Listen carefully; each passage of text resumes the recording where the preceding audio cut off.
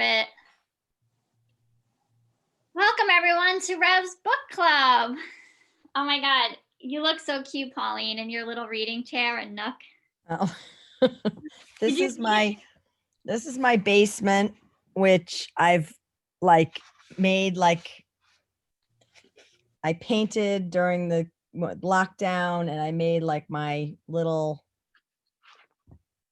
hideaway down here. Used to be I'd throw the kids down here. Now I'm throwing myself down. You down. You can. I call my little yoga room, which is my yoga now / office / dog room, my oasis. So this is my oasis. We've got an office going on over there too. My daughter's working from home now. Did you read it? Oh, Adriana's joining us. Okay. I listened to it. I got the audio version per your suggestion, which I love her voice, and I love the little jazzy music that starts each chapter. Hi, Adriana. Did you read the whole thing, or did you listen to the whole? I just listened to part 1. I just really started it this week. Awesome. I was telling Michelle earlier, I listened to this book when I first heard that she had written it. I had very low expectations for this book because I listened to a Brene Brown podcast with an interview with Alicia, and I haven't gone back and listened to it, but my initial reaction to that interview, I was like, wow, Alicia sounds horrible. And if this is how she wrote the book, my expectations was super low. I thought it was just going to be another oh, I wrote a book, check it off my list and move on. So then I'm like, I'm going to read it. So I downloaded the audio, and I was blown away by the audio version of it. I think it's really fun. I love how she just breaks out in song. I love the guest speaker she has come on. Mm-hmm. And then when we chose to do book club, I'm like, I needed to refresh. And oh my God, I forgot I took a whole thing of notes on the audio version, so I can pull those up. But I decided to go back and listen to it. I got the book from the library, and I have the book on my phone. So I was listening to it and reading it. So it was almost like somebody was reading it to me while I was following along. And it was really fun to do that. I've never done that before. So I was able to make notes. Yeah, I think I'd like that better. Although I have, it's good to listen to it in the car. And oh yeah, I've come to love audiobooks. Yeah. Especially when the author is reading it. If somebody else read this book, I wouldn't have been able to listen to it. Mm. And I was even trying to, because I was telling Michelle, her reading it slows down my actual reading. I could read the page faster than she would speak it. Yeah, she does pause a lot during. Yeah, and I think it just takes long maybe to speak. I don't know. So I forgot where I was going with that.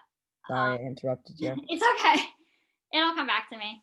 Also, Kramer was walking in the room. Yeah, so tell me, did you guys highlight anything? What do you think? Did anyone not like it? It's fair if you don't like it. I will not love you the same. Because I can speak the whole hour if I needed to. And if you need to drop it anytime, go ahead. This is very informal. But I have a ton of notes, but I want to hear what you guys have to say. I liked it a lot. I listened to it on audio. I'm now working in a kitchen, and thankfully I work alone in the kitchen. There isn't really anyone else with me now. So I have a speaker in the kitchen. So in 3 days, I was done listening to it between driving and, listening while I was at work. And I really enjoyed it. And she, day 2 after listening, I could feel my mood and my spirit lifted because she tells her story, but it wasn't so much her story. It was how passionate she was about music, and how she in the book is always talking about you have to keep reaching for what you want. You have to believe in yourself and not give up. And I really enjoyed how she immerses herself in her work. She doesn't do anything else but her songwriting, and she plays with the beats. She's involved in every level, every step of her music making. And I think that's so admirable, because a lot of singers and artists these days, not that there's anything wrong with it, but a lot of them don't have that like rainbow of talent. And I love Alicia. Like, I've been listening to her. I have all her albums. Like, I can sing from every single album. Like, to me, she's like up there. And she's not even the best singer. You know what I mean? Like, I love the way she sings, but every once in a while you'll hear like a crack or like the raspiness of her voice. And I think that's what makes it so, I don't know, like natural, like relatable. Like, she just keeps going. And I mean, can she belt? Totally. But it's not about perfection. It's about like the heart that she puts into her music. And it's my favorite is like her ad libs, like when she's like, you know, the song "You Don't Know My Name," how she does like all that smooth talk in between. And I like how the book, and even last night's event, I didn't stay for the whole thing, but I watched like about 40 minutes of it. Even then it was the same. It was like she weaves talking and singing and like life advice and dreams, and she weaves it all together. And it's like her music is like having a conversation with her. It's about real life. And I did really like it. I didn't read it, but I listened. And thank you so much for recommending Overdrive, because I'm going ham on Overdrive. Like, I love Overdrive. Overdrive is the library app that you can borrow books from, for anyone that's not familiar with it. And Yeah, I enjoyed it. Via Kindle or now, I'm a huge reader, but I also include listening as reading. And some people may not agree with me, but I think if you're listening to a book, it counts as reading. Of course it does. So even though you're saying you didn't read it, I think it's still reading. And I think that this book, because I tried to read a chapter to speed up, because I was trying to get to chapter 8 for tonight by listening to it again. And I think I got to chapter 6, and then I'm like, you know what, let me just read it, because it was going to take me an hour to listen, but it would probably take me 10 minutes to just read it. I think that's where I was going before, when I lost my trail. So I honestly don't think you get as much out of the story without her telling it, because you hear her passion and you hear her. You hear that it doesn't fit on the page. It's like another dimension of the book. Yeah, I think you were saying too, like, you know, because she's not like her writing per se isn't like that descriptive or like, and I think when you're listening to her, you hear her little, like her snarkiness to her mother, like about the boyfriends that she wasn't supposed to have, you know. And I think reading that, because it wasn't so embellished, like you could just kind of, you know, and about her butt, that, you know, her butt was too big for ballet, the ballet teacher. And, you know, it just helped that it was like her voice telling the story. Like, and to add on to what Adriana said, I mean, definitely like her passion is so admirable. And you know, she collaborates with people, but she's also like a loner, and she's like goes into solitude, and you know, and she's very like yogi like. I mean, since we're, you know, but she doesn't actually say like I follow this yoga philosophy, but she talks about like cause and effect and other things that are definitely, I mean, she must do some kind of practice. She's very spiritual. Yeah. She's always been, and she speaks about it in this book. She probably gets into it more in part 2. But when I first suggested this book to Amanda, she was like, well, what's it about? I'm like, don't worry, there's yoga in it. There's a lot of yoga in it. I mean, I marked up like every page with something. I think she's extremely, she speaks here on page 78. She says, no feelings compared to having others love what you love, and then enthusiastically sharing it with others. Fame for the sake of fame has never been the dream, but spreading light is a pleasure I'll always live for. And she spoke about being a light worker. If you missed, so Alicia Keys started she's using her, oh my God, I have to read this part. I like flagged so much. Yeah, I told you, I'm like, This book And she's spoke to you, huh, beautiful. Pam? I think she's so beautiful. Her Oh, she skin is. is like God. so nice. And I love all the funky things she does with her hair. Today I went to work because yesterday on the thing on Instagram, she had like a long ponytail in the back, but she created like this thing down the middle and she had like these little buns on the top. So I created these like 3 ponytail buns in the back of my head, like kind of mohawk, like a mohawk made with Inspired. little buns. So I went to work like that today. It was so cute. I love it. I read this book and Adriana was the first person I thought of. And I'm like, Alicia reminds me a lot of Adriana's energy. Mhm. She's just unapologetic, which is something I'll always describe Adriana as. The word you were talking about her before, and she's not any one thing, but she is so authentic in everything she does. And I don't think we should be looking for perfect in anybody, but only being authentic. Hi, Amanda. But I'm going to read this from page 92, going back to what I was going to say. She says, fame, it has been said, is a trip, but it's a journey worth taking if its ultimate destination is service. The spotlight of fame is this spotlight of fame is about more than me and my music. It's also about using the megaphone I've been handed to advocate with everything in me for the voiceless. It's about spending my celebrity currency on a greater cause than my own comfort.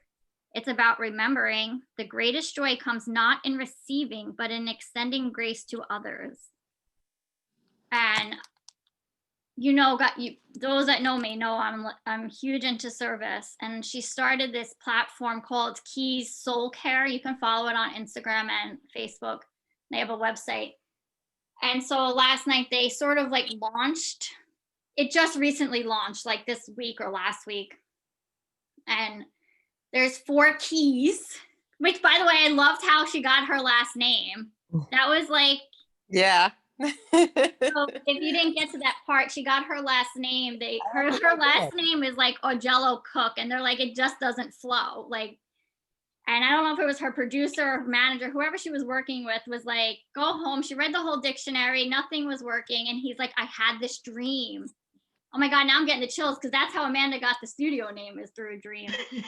But he said he was dreaming he couldn't find the keys to unlock his briefcase. And he was like, what about keys? And it tied into the whole piano and unlocking doors.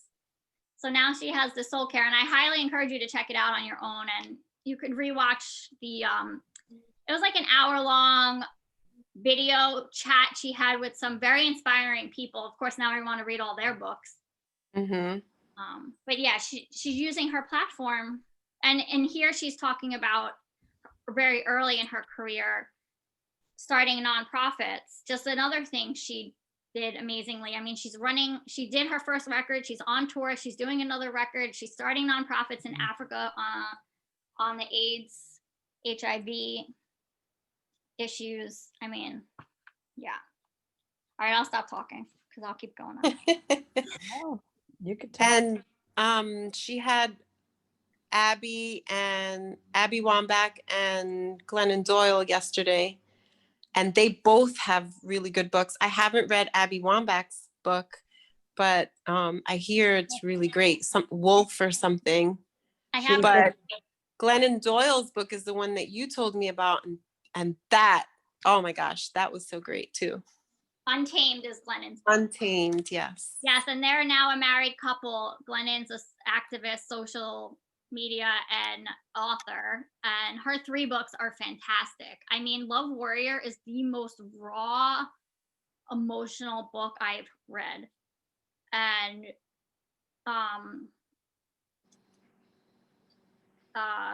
Abby's book, Wolfpack, she's the greatest, she's the GOAT athlete. She's had the of male or female, she's had the most scores of any soccer player in the world. And when she retired, she gave a speech at Barnard, and from that spun out Wolfpack, which is she's phenomenal. But yeah, back to Alicia.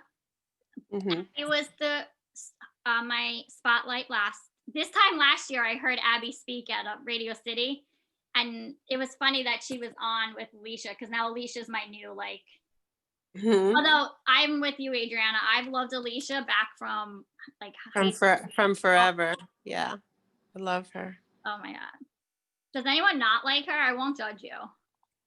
I didn't like her in the beginning. You didn't like her in the beginning? No, I like her now though. I think I like her more now that I'm reading the book.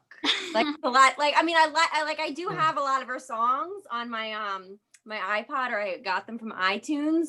But now that I'm listening to the book, like a lot of them like Fallen, like I had to like listen to that again. And then when she talked about playing in the Grammys when she had the flu, like I had to look that up on YouTube. Like it's very interesting. I looked up her on Oprah today, and I did that yesterday too. My God, find it on YouTube, or I'll put the link in the chat. It is so good.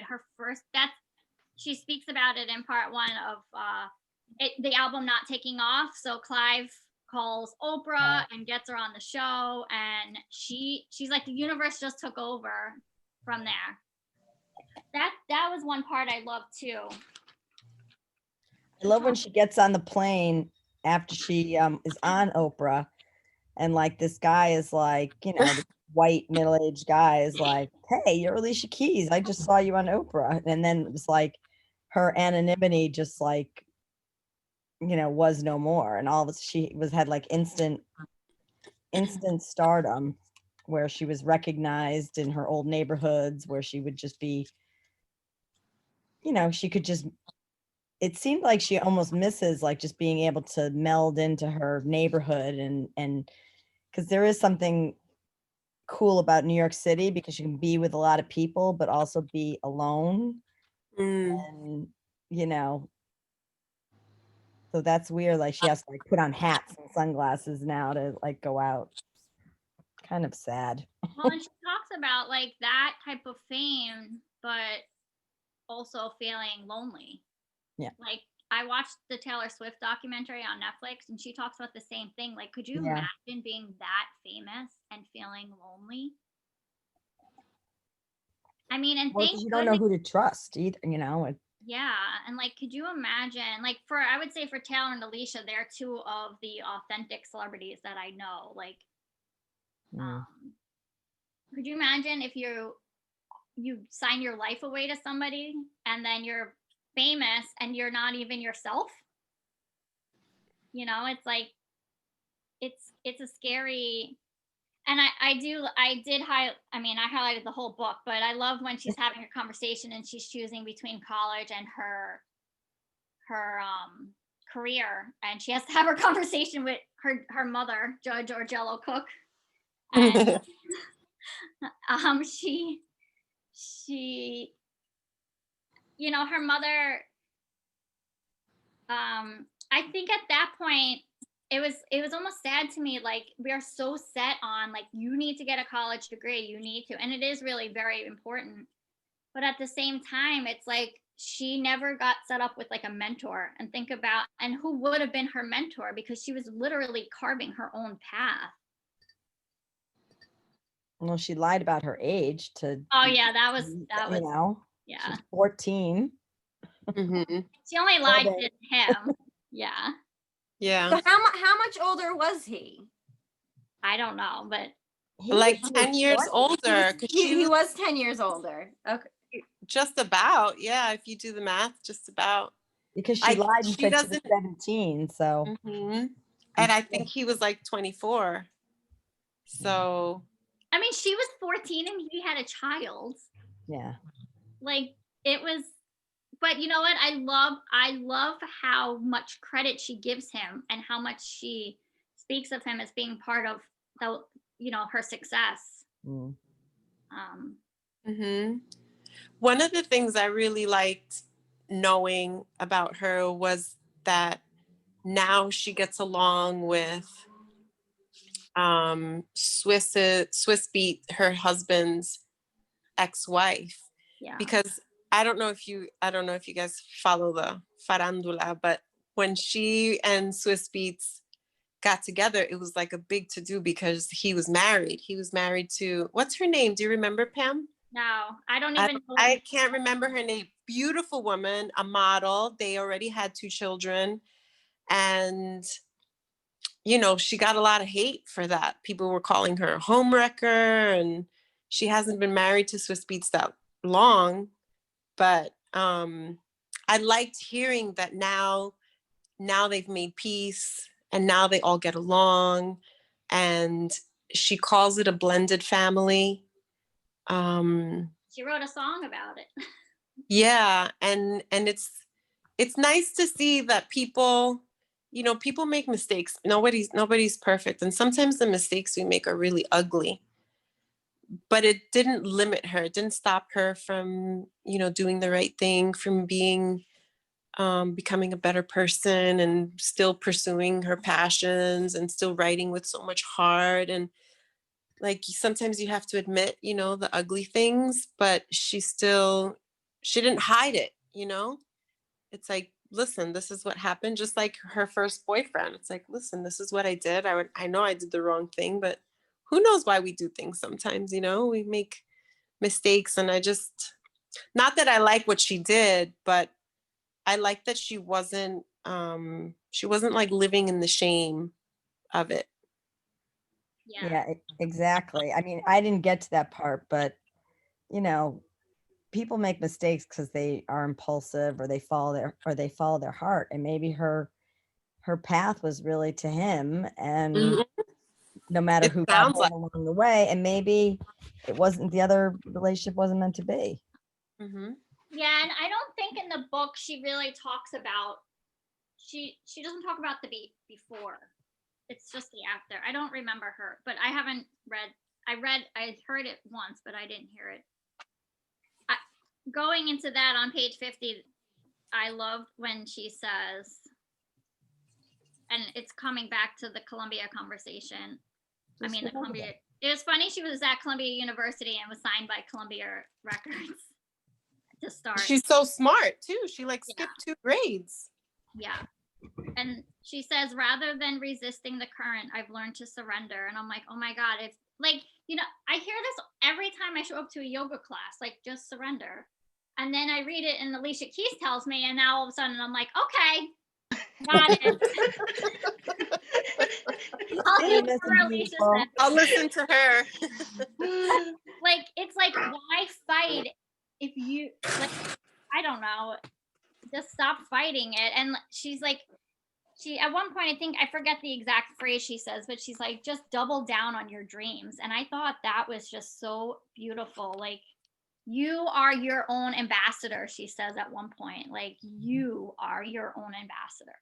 No, I like the quote she says about keep drawing on the sidewalk or something until that becomes reality. I like that. Yeah. That one was like, that's awesome, because every child, every kid does that. We all have done something along those lines, or we have written something down, we've drawn something.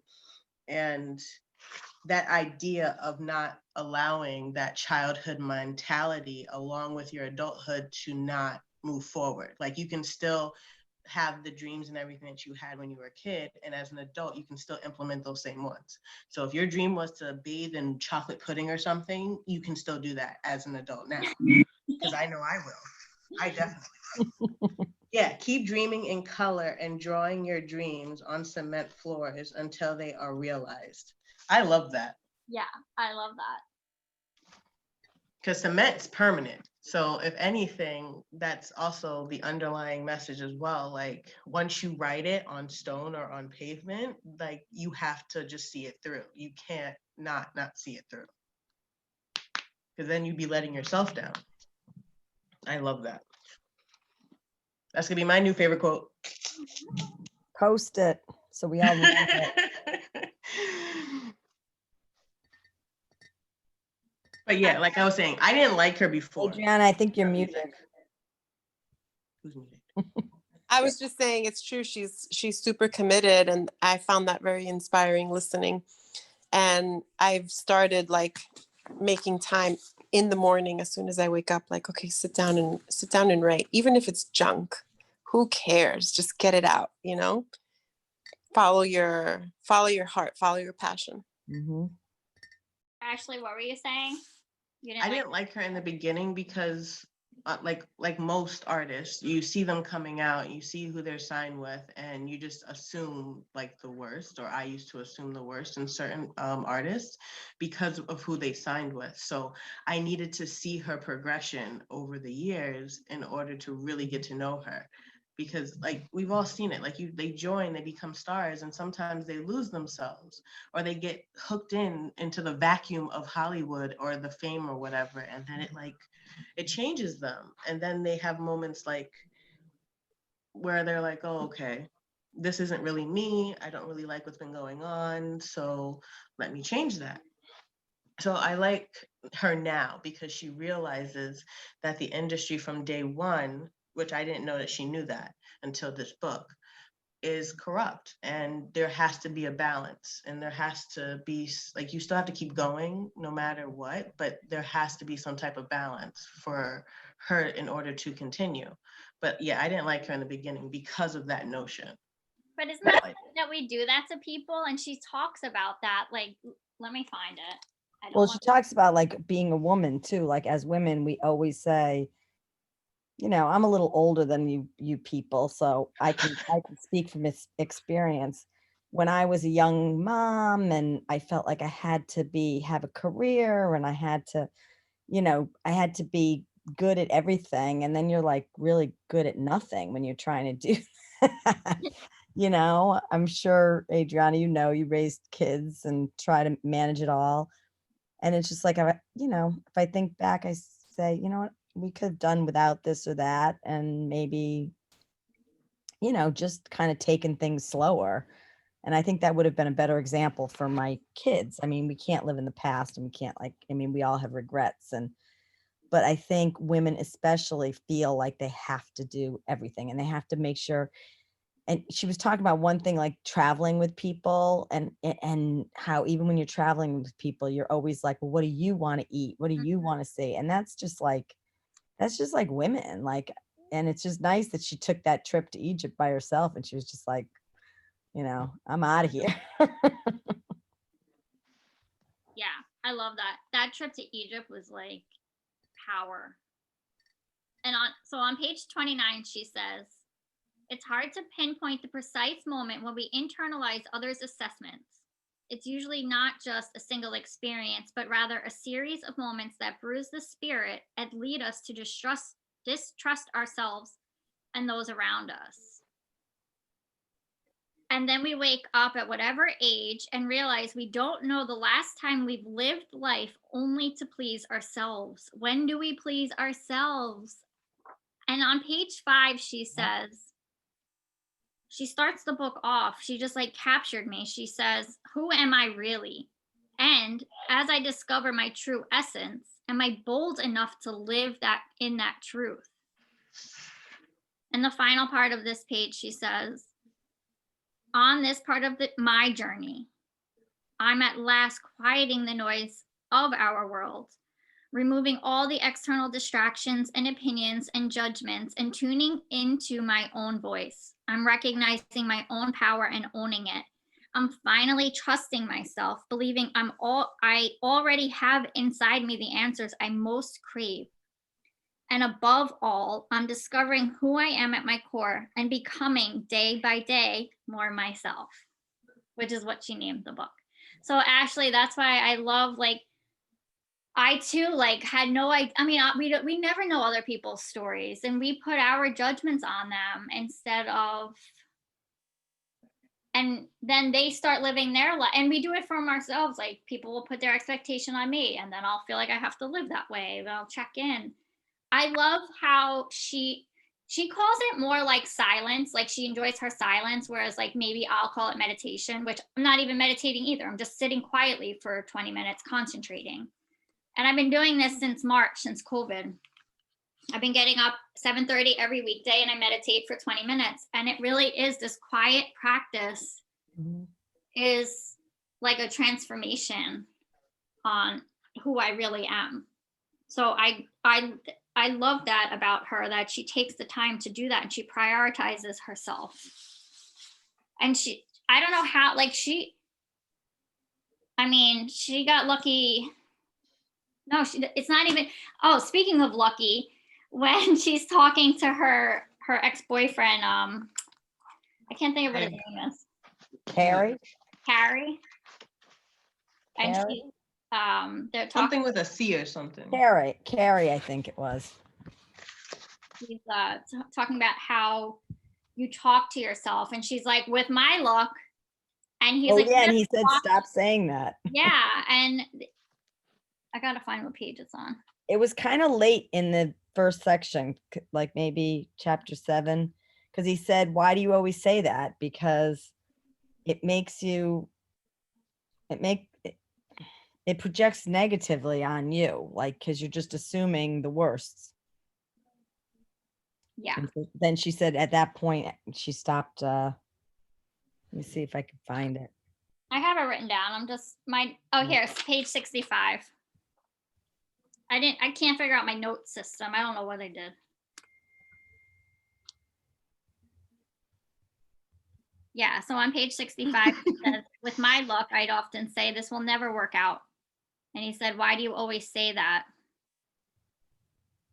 And he said, you should stop saying that, Carrie told me. It might have sounded like a joke, he explained, but it was actually a reflection of my belief.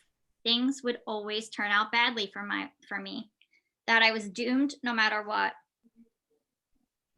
And by putting words out there, I was attracting the energy of failure. I mean, we know this already, guys. Like, we know that by putting our energy out there. I also love this part because, like, I'm a fan of financial literacy, and being financially independent, which was not something I grew up with and was not taught. I was self-taught. And so she's talking about getting her first real big paycheck, and her friend brings her to Bergdorf to go on a shopping spree, and she gets all the items and she was like, oh no, and puts them back. But she said her friend wasn't pushing her to live beyond my means. Rather, she was nudging me toward a different mindset, a mentality that was foreign to me. I'd grown up in survival mode, clutching tightly to every dollar that came my way. And when you spend from a belief that every cent you earn will be your last, you operate from a place of scarcity, a context that runs counter to the energy of abundance. Money, like all life, is an energy exchange. You give yourself over to whatever you're passionate about, and what comes back to you is energy in the form of monetary compensation. You attract more or less of what you want by how you choose to interact with it, as well as what you believe in yourself. Do you truly feel you deserve what you are asking for? Are you worth it? How you answer impacts what comes your way. I feel like those are important journaling questions that we don't really sit with. Like, I want to buy this book for myself, but I don't want to spend the $20 to buy the book. Now, it'll support the local bookstore that I no longer buy from Amazon. I've been buying from the local female-owned bookstore in the Bronx called the Lip Bar. When I do buy books, it might be a few more dollars, but it's how I feel like I'm supporting. But it's also supporting her. But I have it in the cart. I'm gonna buy it. But yeah, I do that to myself. Like, we have to put that message out there. Well, I think we're worth it. And not that you want to spend foolishly, but if it's something you really want, it means a lot to you, I'm going to tell you right now, spend the dang $20 and get. Oh yeah, no, I know. That's she goes on to say in the next paragraph, none of this means you should foolishly squander your paycheck, but just it's about seeing money through a spiritual lens rather than a physical one. And I think that's really, I think money is a powerful thing. I don't think money brings happiness, but I do think being financially literate just like you would be literate in reading words, is going to help you just be successful, or lead you, maybe not lead you to happiness, but like once I started getting myself in a financial place where like in a way where I could budget my money, and it wasn't about what I could spend, it was like just knowing what numbers I was working with and creating my life in there instead of wishing for a life that was outside of where my budget was, and just being happy that this is where I am. Mhm. I know I used to Pass say, that knowledge on to me, guys. yeah, I'm learning. well, you know what? I think of a couple of things. I remember when I graduated college and I wanted to move out of my house so bad, like my parents' house. And I was like, and I got this crappy job in Hartford at that time, making like no money. And I was just like, well, if I move to New York and if I'm just making like $5,000 more a year, I'm going to be so much, I'm going to be, and I kept saying that, like, all I need is to make this much and then I'll be fine. And then this, and it was just like, you do, I mean, I was making pretty crappy money, but I mean, you do need a certain amount of money, but like how much, I mean, you Yeah, can, like what's your number? and What's it's your specific number? like, what's your number? And also I think, and she talks about this a little bit too, and it reminds me of like Deepak Chopra, like the law of giving and receiving. Like if you want money, you give money. If you want love, you give love. And that's Deepak to me that, married her. what? Deepak married her in Swiss. What? Yeah, I didn't know that. He was on the thing last night. Oh, I didn't. You know what? I fell asleep like at 8:30 last Yeah, night. no, it's on there. So if you ever want to watch, I mean, it wasn't the most like bestest thing, but just because I love so many of the speakers, I enjoyed spending my hour reading that. Yeah. Michelle, I feel like you're quiet. Are you being quiet on purpose, or you don't feel like? No, I'm tired. But I thought it was interesting how she was talking about how like her first album, and she said like a lot of other people who go on tours, like she really didn't make a lot of money because she had to give her managers this percent, this percent, this percent. So she said like, so that became her, but she didn't look at it like, she looked at it as like she became smarter. So like the next time she'll do better and like add the percentages, like it like, so she didn't look at it as like a negative. She was like, well, next time I'll do better. I thought that was very interesting. I highlighted that like 17 times in my notes, like when she says that, like. Well, too, because I think we all learn from our mistakes. I think if you don't make mistakes, you really don't learn. Like sometimes you have to make really bad mistakes before you realize like, oh God, I really got to change my ways or whatever. And I love how she, when she wants something, like how many of us do not ask or even bother trying. She asked Prince to cover the song. I was just thinking about that.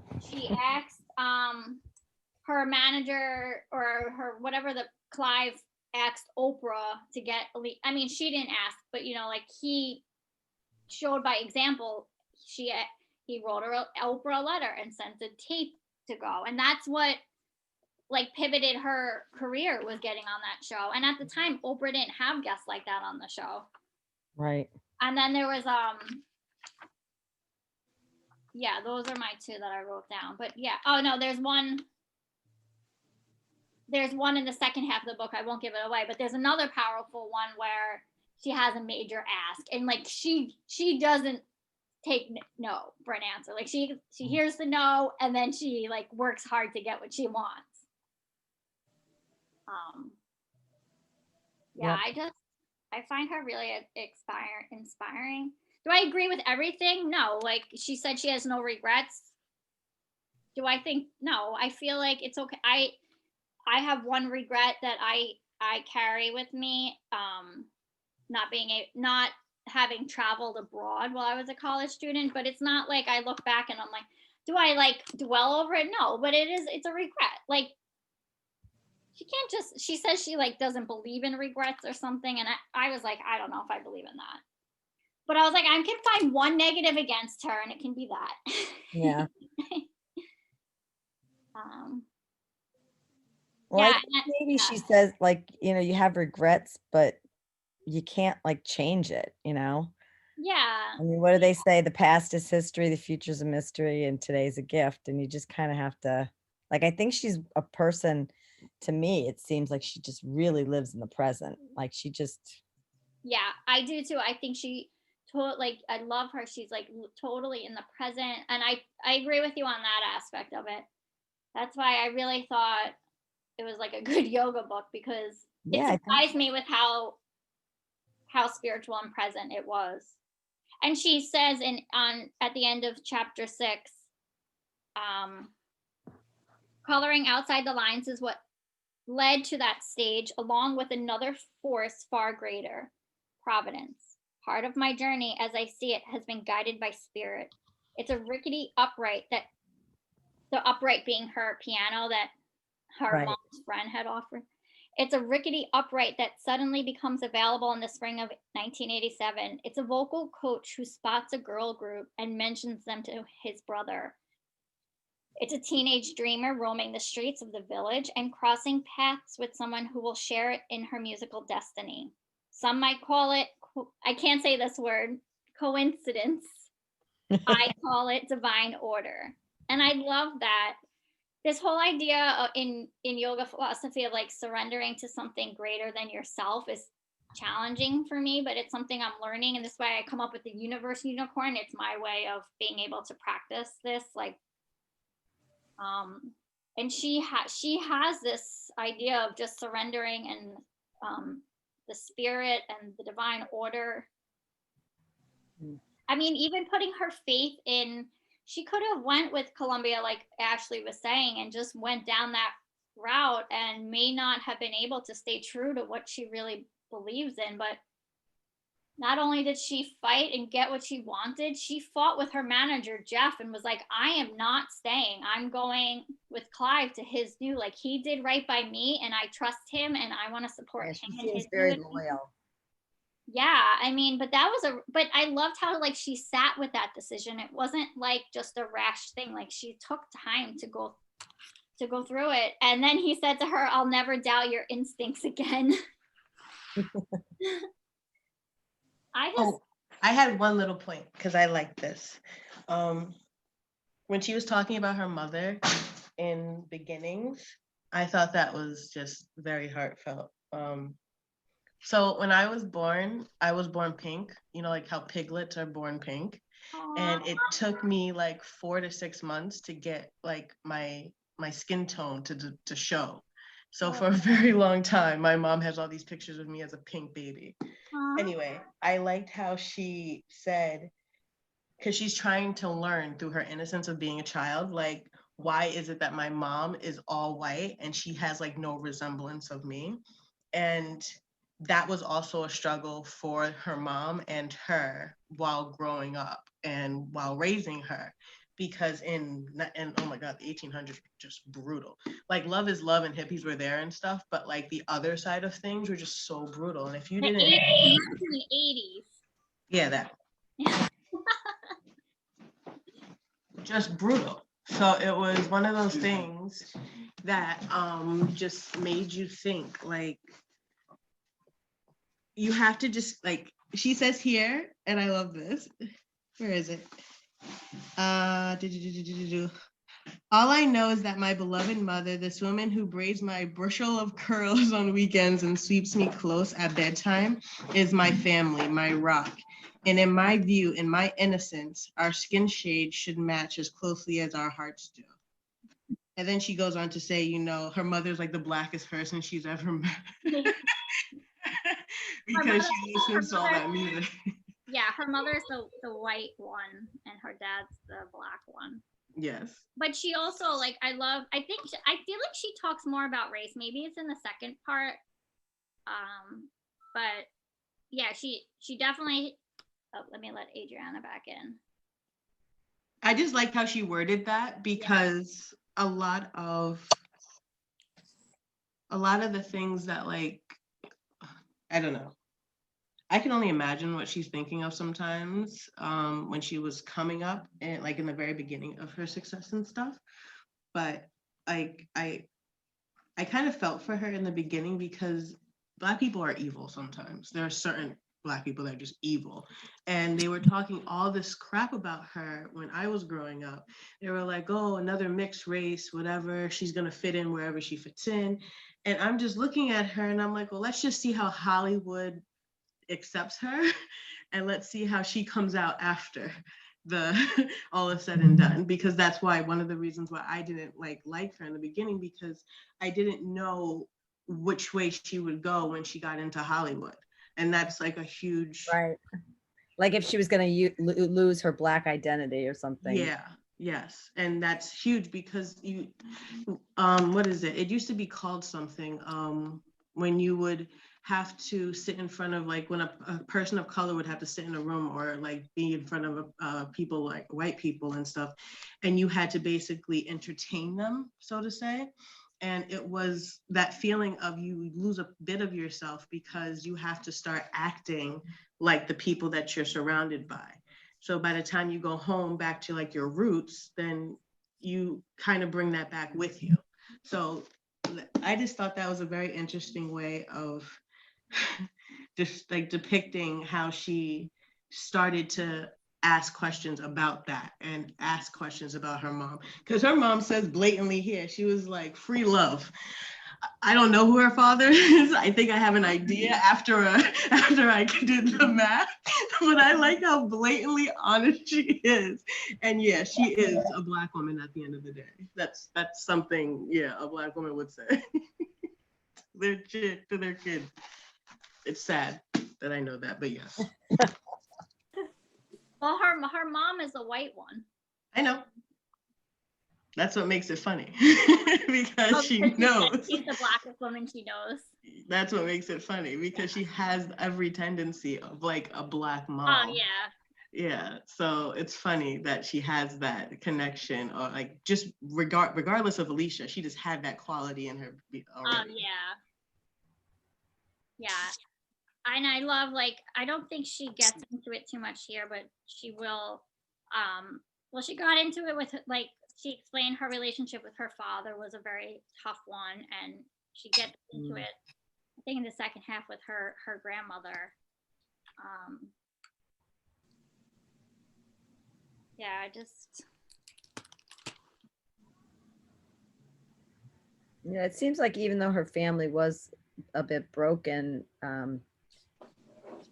she did have strong family values, which was nice. You know, like with her, you know, revering her grandmother, and, you know, I mean, she could have gone like down such a bad path, you know, just being raised in New York City by a single mom, and, you know, dysfunctional family to no end. Yeah. And like angry that like because she's, you know, doesn't know where she fits in, and she talk about in the end of the book how she's Italian. She does talk about that, like it's not that she doesn't recognize that she's Italian. I think it's more this mindset that, like, I have a lot of Black friends, and we talk about things a lot, and they always say, like, okay, coffee is Black, right? Even if you add milk to that coffee, still Black. Still Black. So this is like the mentality of a lot of like mixed people. It's like we look at Obama and we say he was the first Black president, but the truth is he's also white. And it's like we don't look at that. We look at, like, if there's a little bit of Black in you, then you're Black. So she doesn't really talk about that in the book, but I think like I think about it sometimes, like how we're reaching a point where we need to start integrating again, like integrating all the parts of us. And most of us are mixed. Most of us are mixed in some way, you know, especially like even if your parents were from somewhere else, if your parents came here, they might have married someone who was not exactly from the place that your parents were from. So we're all pretty mixed. And I think we're at that point where we kind of have to let those things go. not let it go, but we have to be willing to integrate all the parts of us, and like how mixed we all are. Like we have to just become the human race instead of being like, well, what race, what ethnicity are you? Well, I'm from planet Earth, just like you. No? She starts the conversation with her mom at 4 years old that Ashley was just talking about by asking her mom, or saying to her mom, you're still white. And just hoping that one day the dots on her mom's arms, I'm thinking she's talking about the freckles, will connect to make her skin brown. And so she says, as you know, in her 4-year-old mind, like she didn't know about race yet. Race is something we're taught. It's not something like we are. We're taught to be whatever you want to label us. But also, I guess at the other end of the day, we do have to see that, right? Because that's the whole idea of like some of the movements going on. So we can't just say it doesn't exist. I don't know. I watched an interview. Tell me what to believe and I'll just believe it. I saw an interview with Jada Pinkett, and it was her daughter, Jada Pinkett Smith. It was her daughter, her mother, and then they had this, is it an epidemiologist, someone who studies like genetics? Is that right? So she was talking to this woman who was like a very white woman sitting there, and she was saying that like we're all actually Black. We all started Black. It's just that some of us migrated to places where we didn't need as much melanin in our skin. So we're just really like washed out Black people. It's a silly thing to think that there's like white anything or like white supremacy or the whole he was like breaking down the idiocracy of the white supremacist movement, that it's like completely ignorant and it's like the stupidest thing in the world because we're actually all Black. Yeah, I think it's funny that her mother's Italian and she said that she's the Blackest woman she ever knew. Yeah. Because just coming as an Italian, like we are all, you know, like my family is, I think it's 10% Black when it came back or whatever. But like anyone who's Sicilian, we were all like African at one point. And like I feel the cultures are so similar in a lot of ways. Yeah, just loud, bold, and ignorant all at the same time. You know, good food and like jovial and a lot of personality and like yeah, it's like me and Ashley and her teacher training were always the ones kind of like in the corner laughing with each other. We're all bubbles. There's no human race, Adriana. We're all bubbles. Yeah, seriously. I just want to be a bubble. The famous Black Madonna in Sicily? Oh, and they used to watch it. She's like right on the front of the whatever, in front of the church, like a statue on the top. And she would get dark, I guess, from the smog or something, the ships, and they would clean her, but she would just keep going back. You know, she would get dark again. She would turn Black again. And it's like this, I don't know what you would call it, but I guess like this superstition that actually like this Madonna is Black. You can't, you know, no matter how many times they were washing her, eventually they realized like, okay, this is a Black Madonna. Let's leave her alone. What, enigma or stigmata? Is that where like I don't know what it's called. Statues have like the stigmata when they have like a like a miracle or something mark on their hand. Or something. Yeah, that's like there's the Black Jesus in. They were all from the Middle East. I was just reading. Sense that he'd be a white guy. It's none of it makes any sense. No way he's white. I thought he was Jewish. Okay, I'm so confused. It's not even funny. He was, but like a lot of the Jewish. There's no way he had like blue eyes and like he could have. But there were some riots they were talking about in. I guess it was Detroit in like early 1900s. There was this whole area that was like Black owned businesses. I got to look up this story and share it. Oh, you're talking about they were like the Wall Street. It was like the Black Wall Street. Something Black Wall Street. And they burned it. They burned it all down. And like generations later, people are trying to get Tulsa. There's a Tulsa massacre. Oh, right? it was Tulsa. Yeah. That was a really big deal. Yeah, that's what made it so significant, that the orange guy held the rally there. But he tried to take over Juneteenth. Yeah. Did you say the orange guy? Yeah. I Yeah. can't say his Oh my name. God, the orange guy. I really had no idea what you were talking about. I was Well, like, we got to watch soon. The debate's coming on soon. I I can't know, watch it. I almost had a nervous breakdown. I can't watch I it. can't either. watch that. I You can't can't watch watch it. it? I can't No. watch that. No. I don't trust Like either one of them. I walking on really the don't. couch like a psychopath watching the first one. I can't. Yeah, well, that was ridiculous. That was, but now they have the. I just want to see Trump's face when they mute his. His head's gonna explode. Wait, what animal do you think is gonna land on Trump's head? I heard that something landed on Pierce's head, and there's like this whole meme Oh, it thing was going the around. fly. There's a Halloween costume for it now too. Oh my God. Crazy. That's a whole nother conversation. But anyway, supposedly in Tulsa, there's a black Jesus, and they kept like trying to paint it. And then they would come back in the night and like paint it back black again. And this went on back and forth. And finally they just left it. It's so silly. So much strife over just pure ignorance. It's wild. Mm. I want to read these back to Alicia because I'll have anxiety all night. Page 38, she says, and these are just like little tidbits that I love.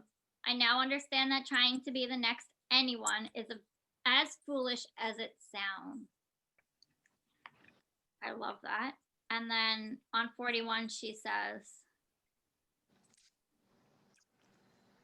and often the only way forward is through an exit door.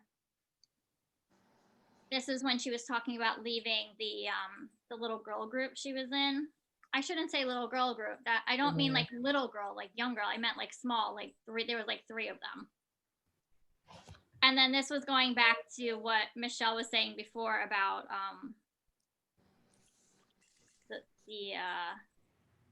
well, it wasn't exactly the same point, but when you were talking about the commissions and stuff, which I also love, that she was like, let me look at my contract and see how much I'm paying these people. But she says, always, by then the music business has already begun teaching me its first pair of lessons. Always study the fine print in your contract. And after you've negotiated the best possible deal for yourself, buy your own damn piano. So this is when she is signing with Columbia and she walks into the room and she just sees this grand piano in the room and she just wants the piano. Like she wants to sign her life away just for the piano. And her manager is like, you can't do this. So they finally get the negotiations, and in the contract, she's not going to get the piano in the room, but they're going to send her a new piano. And she gets it like weeks later. And she's just saying like that was her first lesson. Like next time I'll give me more money and I'll buy this freaking thing. So I thought that was just an important reminder. I want to share this for Adriana specifically. I hope she doesn't mind that I'm singling her out. Not at all. I think Amanda has used this as part of your inspiration on this as part of her Dharma talk. Let me find it. I heard something earlier Alicia said, and I was like, I feel like Adriana has said that before. I swear, Amanda, I finished listening to this book and she was the first person I texted. I'm like, you are Alicia, read her book.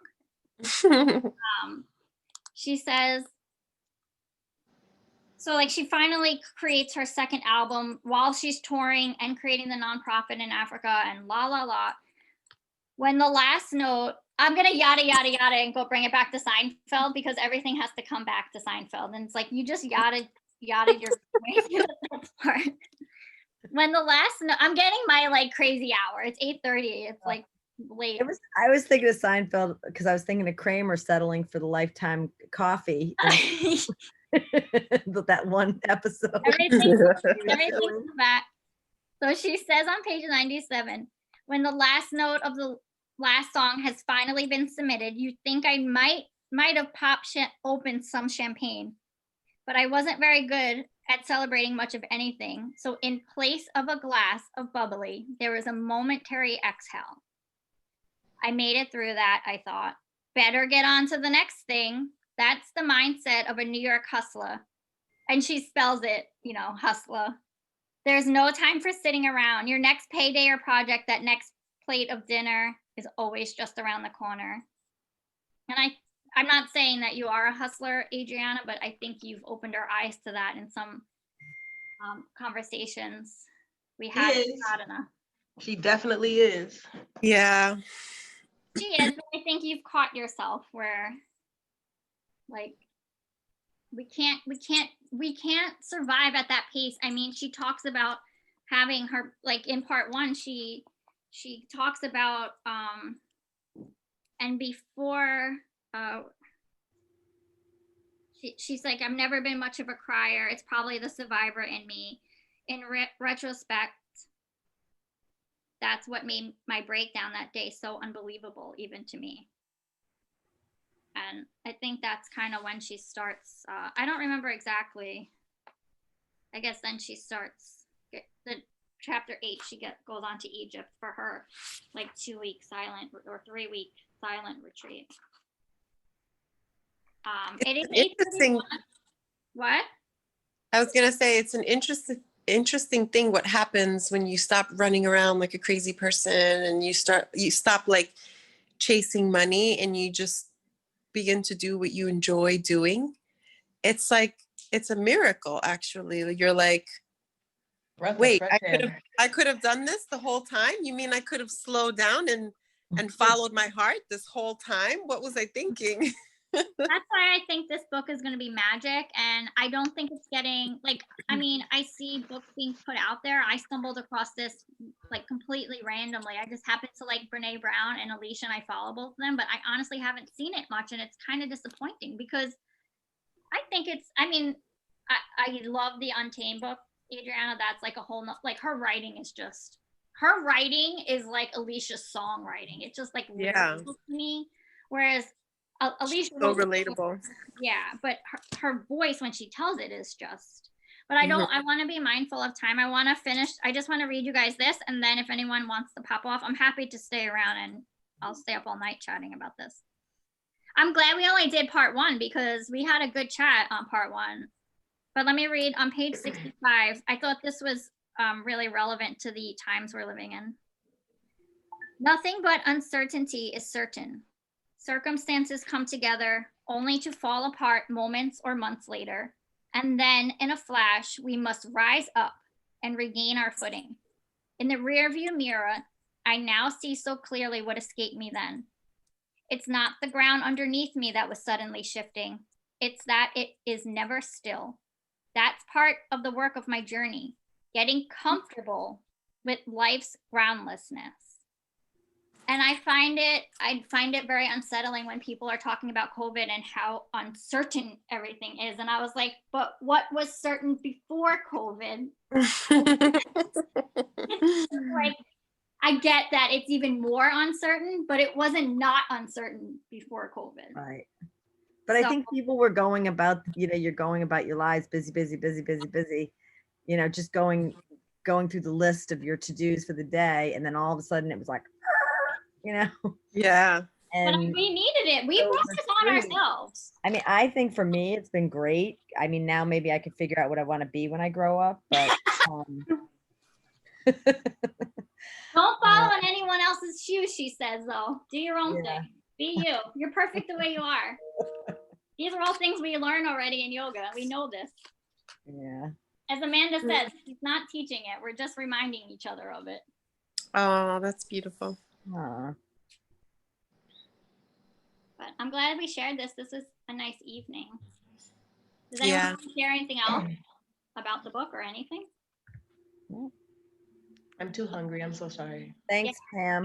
Don't be sorry. Girl, stop apologizing. That's another book by Rachel Hollis. So we'll do this again on, I think it's November 19th. We'll read part 2. I will finish it. So read part 2 and 3 if that's okay with you guys. If you guys want to choose another book instead, we can, but I think it would be nice to finish this one. Finish. Okay. And then in the meantime, if you think of another book, I have some ideas I can share around. Okay. All right. Have a good Thanks. night, Have a good night, everybody. everyone. Good night. Good Bye. night. Thank you so Well, much.